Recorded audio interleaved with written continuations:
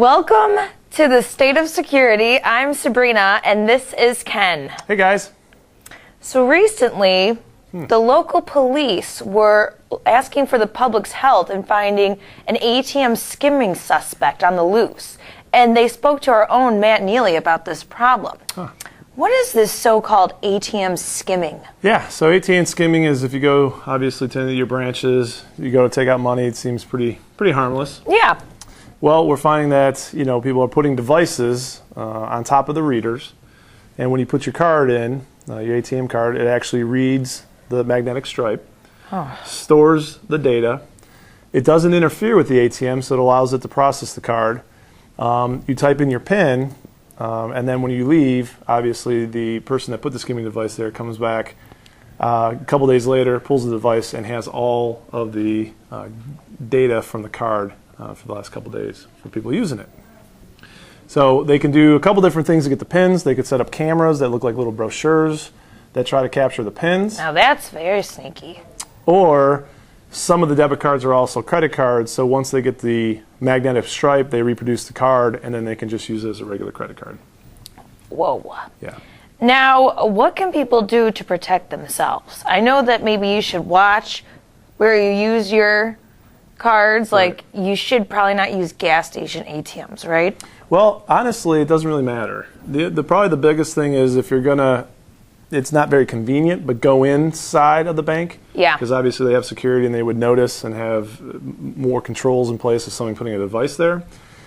Two is when you put your card in, if it seems loose, might be an idea that someone put a skimming device there. If it seems a little protruded, that would also be an indicator. So obviously be aware. One of the things that we practice is just be aware of your surroundings, be aware of what's out there, and that's one of the reasons they actually found the skimming device. In many other instances is people actually alerted to the fact that there was a device that was attached to it. So make sure you can't jiggle it. And if you Right. can or you think something's wrong, you should probably call the police, right? That's right.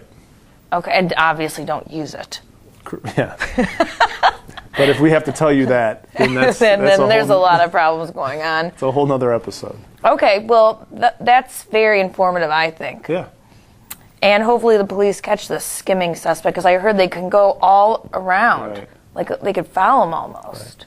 And it's big. We've had a lot of retail places get hit with skimming, with keypads and various other devices. So it's something that's been around. We obviously have a service for anti-skimming to determine the banks, how susceptible are they to ATM skimming, et cetera. So it's something that's been around for a couple of years, but obviously with the economy being down, people find different ways to steal.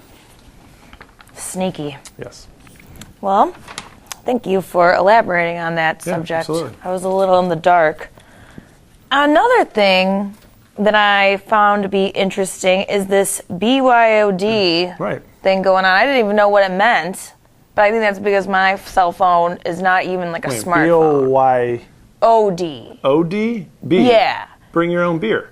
No. Oh, so basically, when you go to parties, you want to bring your own beer. Is that what you're talking about? No, this is bring your own device. Oh, It's a D. growing trend where you Right. bring your own Not as fun, but okay, we'll talk your about it. smartphones. I Right. don't have a smartphone because Okay. I'm a loser. So I am fine. I'm not going to get in trouble here. Right. But for people that have smartphones, they want to bring their own device into work. But I guess that this costs companies 33% more. Right. Yeah, you wouldn't expect that. No, you would think it'd be cheaper. Right.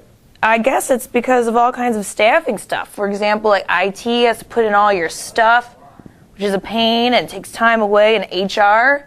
What are they going to do? They leave and you're doing all your personal stuff on your phone.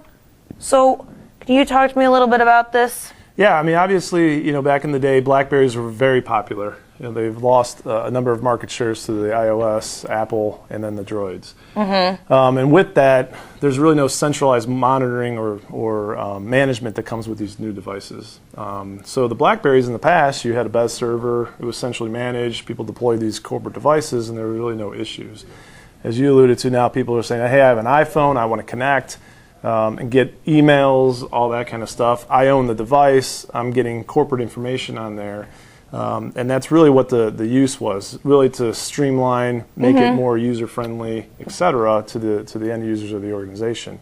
However, as you alluded to, someone leaves, what do you do with the device? Exactly. Right. So there's MDM, or mobile device managers, that you can implement to actually put in layer of security.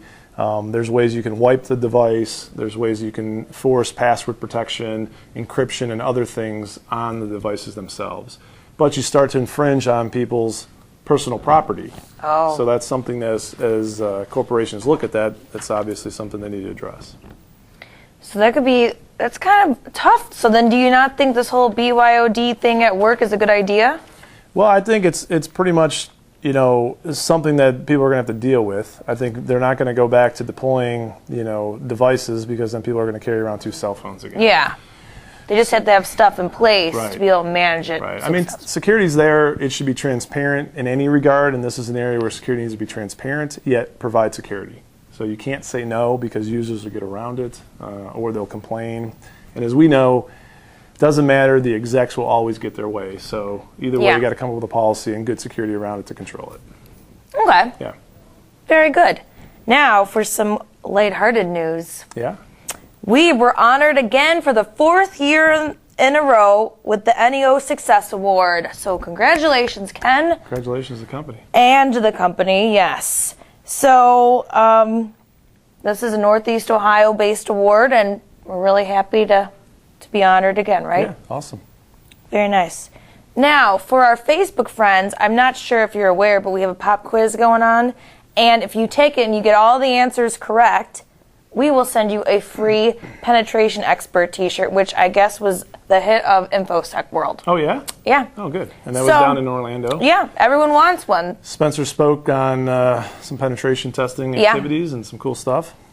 Gave a good And presentation I think there. the first question on the thing, I should probably give it away. Oh, yeah, you can give them you can give it away. Give them So- one free pass. Free pass. So if you're Yeah. watching this and you take it, you'll get it. But Yeah. HISP is the gay version of CISP. That's the first question.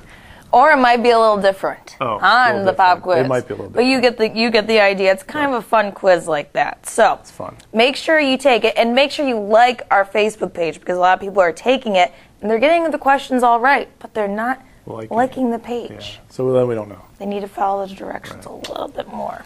All right, well, I hope you take that quiz. And if you have any questions, please email them to me at spowers@securestate.com. Thanks for tuning in. Take care.